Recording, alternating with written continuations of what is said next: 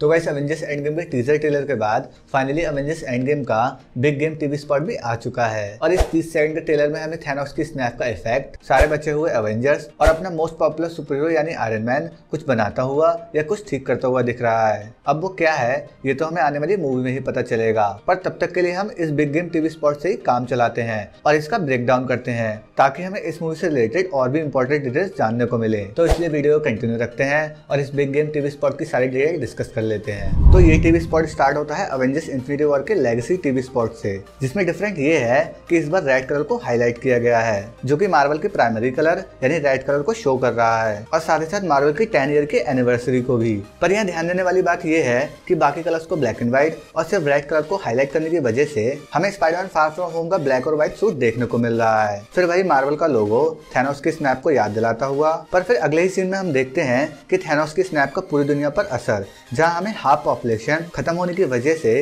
पूरी दुनिया थमी हुई सी दिख रही है। इसलिए जो बोट्स और कार जहाँ खड़ी हुई हैं वो वहीं खड़ी हुई हैं। प्लस स्टेडियम में पूरा खाली है जिसकी वजह है सिर्फ और सिर्फ थैनोस की स्नैप। साथ ही साथ बैकग्राउंड में कैप्टन अमेरिका का डायलॉग भी चल रहा है, पर इसके बारे में हम आगे बात करेंगे। अब अगले सीन में हमें दिखाया जाता है एक फोटो जिसमें लिखा हुआ है where do we go now that they're gone, और बैकग्राउंड में बैठे हुए हैं कुछ लोग और उनके साथ बैठा हुआ है कैप्टन अमेरिका। अब अगर इस सीन को ध्यान से समझा जाए और जो उस फोटो में लिखा हुआ है उसका मीनिंग निकाला जाए तो यहाँ पर सिर्फ एक ही बात हो सकती है, और वो ये कि अब थैनोस की स्नैप के बाद जो भी गवर्नमेंट के लोग बचे हैं वो कैप्टन अमेरिका से क्वेश्चन पूछ रहे हैं कि अब जब आपके आधे लोग मर चुके हैं और टोनी का भी कुछ पता नहीं है तो अब हम क्या करें और कहाँ जाएं। अब आपको ध्यान होगा कि कैप्टन अमेरिका सिविल वॉर के बाद गवर्नमेंट ये चाहती थी कि सारे सुपर हीरोज गवर्नमेंट के हिसाब से काम करें, यानी सोकोविया अकॉर्ड, जिसपे 117 देशों की मंजूरी भी थी। और अगर आपको ध्यान होगा तो रूसो ब्रदर्स ने ये कहा था कि सिविल वॉर के इवेंट का एमसीयू की आगे की मूवीज पर काफी इफेक्ट पड़ेगा और शायद यहाँ पर यही हो रहा है। तो चलते हैं अब अगले सीन की तरफ। अगले सीन में हम देखते हैं टोनी और नेबुला को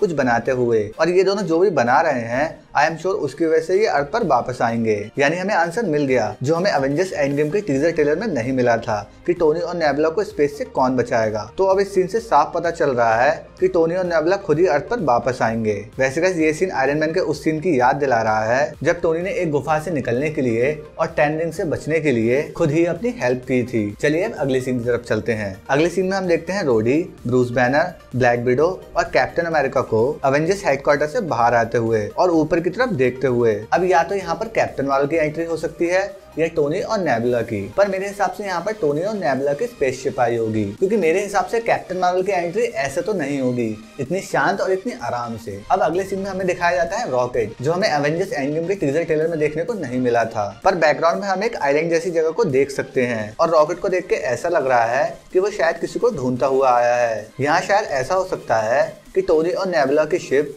यहाँ पर क्रैश हुई हो और रॉकेट उनके शिप को ट्रैक करता हुआ यहाँ पहुंच गया हो और फिर रॉकेट ही इन दोनों को अपने साथ एवेंजर्स के हेडक्वार्टर ले जाए। इसके बाद अगले सीन में हम देखते हैं नताशा रोमानोफ को, जो शायद थोड़ी गुस्से में लग रही है और टारगेट प्रैक्टिस कर रही है। ये थैनोस की स्नैप का कुछ दिन के बाद का सीन हो सकता है जहाँ सब परेशान हो चुके हो कि वो कुछ कर नहीं पा रहे हैं सब कुछ ठीक करने के लिए। फिर अगला सीन आता है एवेंजर्स हेडक्वार्टर का, जहाँ आंटमैन और वॉर मशीन को देखकर ऐसा लग रहा है कि वो किसी मिशन के लिए रेडी हो रहे हैं। फिर अगले सीन में हम देखते हैं थॉर की एक झलक, जहाँ वो अपने स्टॉर्म ब्रेकर के साथ खड़ा हुआ है और किसी गुफा जैसी जगह से निकल रहा है। वैसे ये क्लियर तो नहीं है पर ये जगह शायद वकांडा हो सकती है। फिर इसके बाद अगले सीन में हमें दिखाया जाता है हॉकाय, जिसकी पूरी बॉडी पर रेड लाइट पड़ रही है। अब वैसे तो इस सीन में कुछ क्लियर नहीं है और ना ही हमें ये पता चल रहा है कि वो कहाँ है और उसकी कॉस्ट्यूम रोलिंग जैसी है या नहीं, पर बैकग्राउंड देख के ऐसा लग रहा है कि हॉकाय किसी बिल्डिंग में या किसी स्पेसशिप में खड़ा हुआ है। फिर इसके अगले सीन में हमें दिखाया जाता है कैप्टन अमेरिका के हाथ और उसकी शील्ड, प्लस वो अपनी शील्ड को छोड़ भी रहा है। वैसे तो इस सीन में कुछ क्लियर नहीं है कि ये सीन कब का है और कहाँ का, पर ये scene Captain America Civil War के उस सीन की तरह जरूर लग रहा है जिस सीन में कैप्टन अपने शील्ड छोड़ के चले गए थे।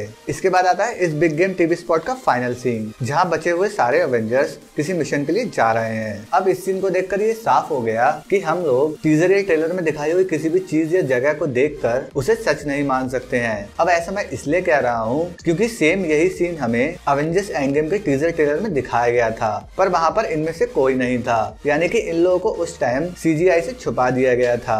इसलिए हम लोग मार्वल की दिखाई हुई किसी भी चीज पर ट्रस्ट नहीं कर सकते हैं। अब बात करते हैं कैप्टन अमेरिका के डायलॉग की, जिसे सुनकर ये साफ पता चल रहा है कि अवेंजर्स जो भी हुआ है उस सबको फिक्स करके ही सांस लेंगे, क्योंकि मेरे हिसाब से कैप्टन के डायलॉग का मतलब ये है कि कुछ लोग आगे बढ़ जाते हैं पर हम नहीं। मतलब जितने भी अवेंजर्स बचे हुए हैं वो ये सोचकर आगे नहीं बढ़ेंगे कि अब कुछ नहीं हो सकता है, बल्कि वो इस मूवी के एंड तक सब कुछ ठीक करके ही चैन की सांस लेंगे। ओवरऑल इस बिग गेम टीवी स्पॉट की बात की जाए तो इस 30 सेकंड के बिग गेम टीवी स्पॉट में हमें 3 चीजें तो साफ पता चल चुकी हैं। पहली कि थैनोस की स्नैप का जो भी असर हुआ है वो असर इस मूवी में हमें बहुत अच्छे से दिखाई देगा। और दूसरी, टोनी और नेबुला खुद की ही हेल्प से स्पेस से बाहर निकलेंगे। और तीसरी, हम फैंस जितनी भी थ्योरी सोच लें या जितना भी इमेजिन कर लें, पर हमें मूवी में ऐसा बहुत कुछ देखने को मिलेगा जो हमने कभी सोचा भी नहीं होगा।